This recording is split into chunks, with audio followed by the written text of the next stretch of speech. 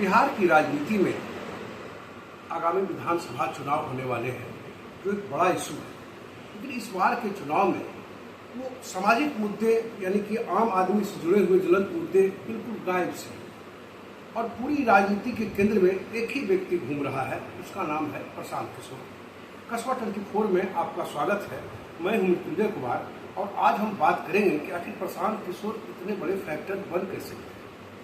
हो क्या रहा है कि बिहार की राजनीति में प्रशांत किशोर एक के बाद एक, पहले उन्हें कहा जाता था कि वो भाजपा के बी टीम है, लेकिन जिस तरह से वो भाजपा के मंत्रियों पर लगातार हमले कर रहे हैं, उससे स्पष्ट होता जा रहा है कि अब वो चीजें अब चर्चा में नहीं रही कि पीके भाजपा के एजेंट है, अब ये कोई नहीं बोलता। लेकिन कल आपने देखा कि एक बड़े प्रेस कॉन्फ्रेंस उन्होंने फिर एक बार सम्राट चौधरी को कटघरे में खड़ा किया। सम्राट चौधरी पे बजाते स्पष्ट उन्होंने कहा कि 7 लोगों की हत्या में ये नामजद रहे हैं और उसमें नाबालिग बन करके ये बाहर निकल गए। एक तो ये आरोप लगाया। दूसरा, पहली बार उन्होंने एक आरोप गढ़ा कि शिल्पी गौतम जो हत्याकांड हुआ था उसमें इनसे सीबीआई ने पूछताछ की। लेकिन और इस तरह से लगातार पहले देखा अशोक चौधरी पर उन्होंने हमला किया, कैसे एक ट्रस्ट का पैसा इधर से उधर नारा ब्यारा कर दिया गया, इस पर इन्होंने आरोप लगाया है। दूसरी राजनीति जो बिहार की है इन्हीं के इर्द गिर्द घूम रही है। लेकिन आज बड़ा तीखा पलटवार किया है सम्राट चौधरी, जो उप मुख्यमंत्री है भारतीय जनता पार्टी कोटे से। उन्होंने बड़ा तीखा हमला किया। उन्होंने कहा कि नौसिखुआ है, इसको राजनीति का ज्ञान नहीं है, नई राजनीति पूरे देश दुनिया से लूट कर पैसा आया है और ये बेवजह का आरोप लगा रहा है और इसको कोई ज्ञान नहीं है और बिना तथ्यों के आधार पर बेवजह टिप्पणी कर रहा है। देखिए, नौसिखिया नेता है। मैं 1995 में हम लोगों को जेल में डाला। मेरे घर के अनाज में लालू प्रसाद के गुंडे या पुलिस ने पेशाब कर दिया। हमारे घर के कुआं में पेशाब कर दिया।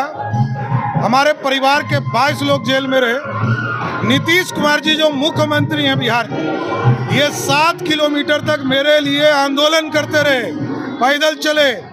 और ह्यूमन राइट्स कमीशन ने बिहार की सरकार, तत्कालीन सरकार लालू प्रसाद जी पर कार्रवाई किया और प्लेंटी दिया हमारे परिवार को।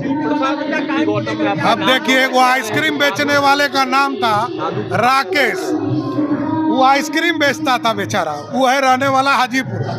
अब इसको कहाँ कहाँ से बुद्धि दे रहा है।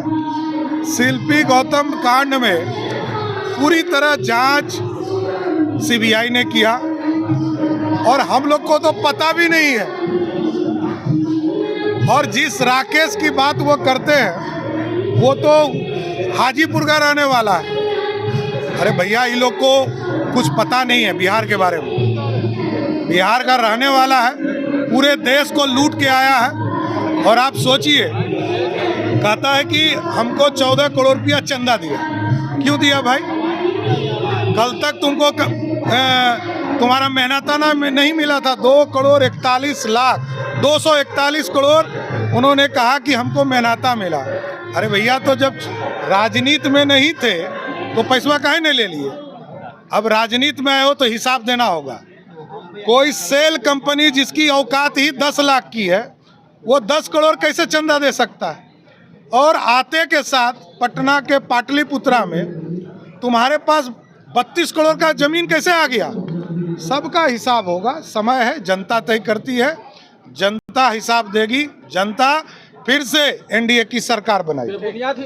तो मुझे लगता है कि जिस तरह का आर पार की लड़ाई, यानी कि दोनों तरफ से जिस तरह हमले हुए हैं, उससे एक बात तो स्पष्ट है कि आने वाले बिहार की राजनीति में अब जो कुछ दिखेगा वो प्रशांत किशोर वर्सेस अदर्स दिखेगा।